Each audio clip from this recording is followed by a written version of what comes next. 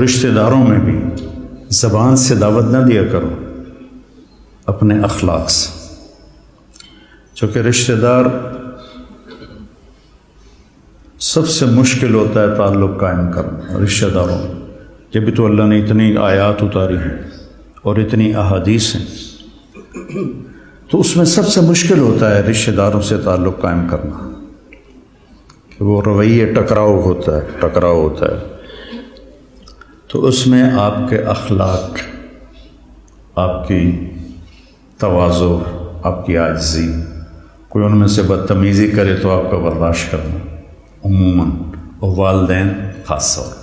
لیکن اس میں ایک بات کی احتیاط رکھنی ہے کہ کل کو اللہ آپ کی شادی کروائے تو شادی بیوی کے معاملے میں احتیاط کرنی ہے۔ آپ کے ماں باپ کا آپ پر پورا حق ہے، لیکن آپ کی بیگم پر ان کا کوئی حق نہیں۔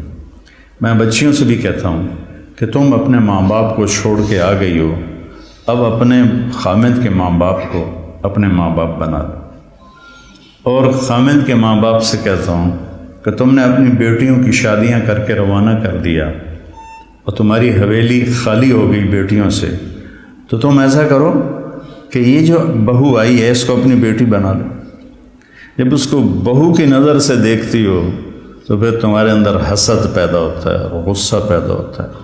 اسے بیٹی کی نظر سے دیکھو، یہاں تمہاری جگہ، اس بہو کی جگہ تمہاری بیٹی بیٹھی ہوتی تو تمہاری نظروں میں کیا پیار ہوتا۔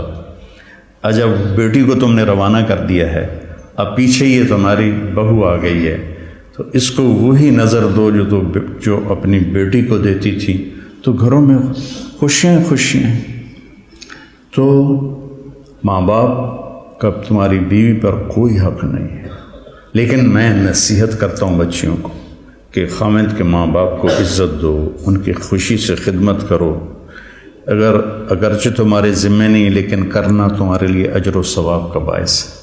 اور بچی کے ماں باپ سے کہتا ہوں، دیکھو پوری ہدایہ جیسی کتاب میں بھی ساس کا کوئی حق نہیں لکھا ہو۔ خامد اور بیوی کے حقوق، اولاد کے حقوق، تو میری ذمہ اپنی ماں باپ کی خدمت ہے۔ میری بیوی خوشی سے تیار ہو جائے تو اس کا احسان ہے، اس کی نیکی ہے۔ زبردستی کر کے میں کروں ورنہ میں تجھے نکال دوں گا تو یہ ظلم ہے۔ ماں باپ کے کہنے پہ طلاق نہیں دینی، طلاق دے دو بڑی نافرمان ہے۔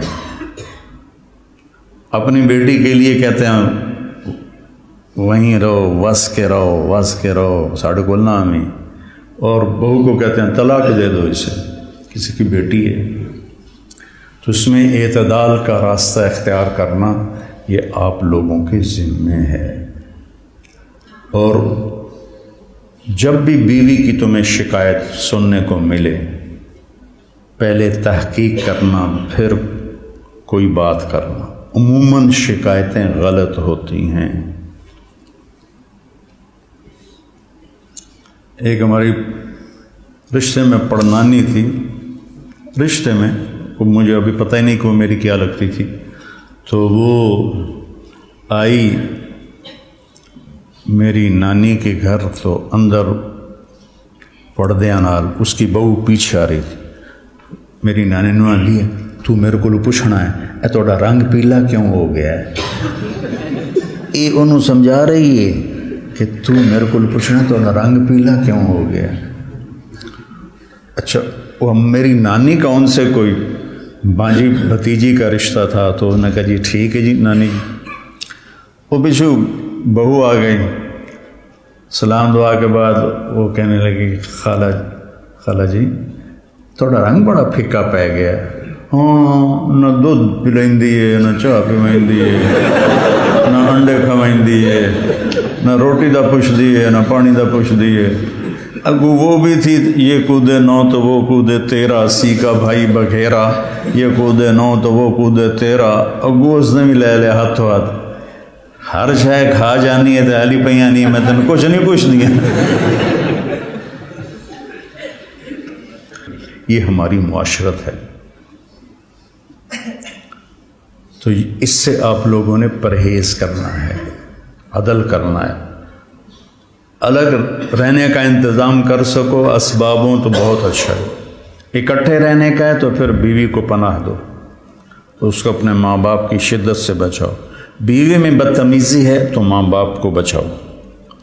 بعض لڑکیاں ایسی بدتمیز ہوتی ہیں، ایسی زبان دراز ہوتی ہیں کہ نہ کسی کی عزت کو دیکھتی ہیں نہ کسی کے مقام کو دیکھتی ہیں، اور بہت ہی لمبی زون۔ ایک دفعہ ساتھ دو واقعے میرے ساتھ پیش آئے۔ ایک عورت، ایک دوست نے کہا کہ ایک خاتون آپ سے ملنا چاہتی ہیں، اس کے خامند کھرب پتی ہیں، کھرب پتی، کہ ملا دو۔ وہ آ گئیں، 50 سال پلس ان کی عمر تھی، تو بیٹھتے ہی رونے لگیں۔ ایسا ہوتا ہے ابھی پہلے کوئی دکھڑا سنائے پھر وہ بیٹھتے ہی رونے لگے کہ لوگ سمجھتے ہیں میں بڑی خوش قسمت ہوں، بڑے مالدار کی بیگم ہوں، لیکن میں اس دولت کو کیا کروں، میرے خامند کا سلوک ہی اچھا نہیں میرے ساتھ، تو میں اس دولت کو کیا کروں۔ ٹھیک، اس سے کوئی چند ہفتے بعد میں کراچی جا رہا تھا، جہاز میں ایک نوجوان بڑا خوبصورت میرے پاس آ گیا، کہنے لگا مولانا صاحب اللہ نے مجھے سب کچھ دیا ہے، رزق دیا ہے، گھر دیا ہے، دولت دی ہے، لیکن میں اپنی بیوی سے اتنا تنگ ہوں، اس کی 30 فٹ لمبی زبان ہے۔ میں کہا 29.5 فٹ کٹ دے، باقی 6 انچ منہ چڑھانا۔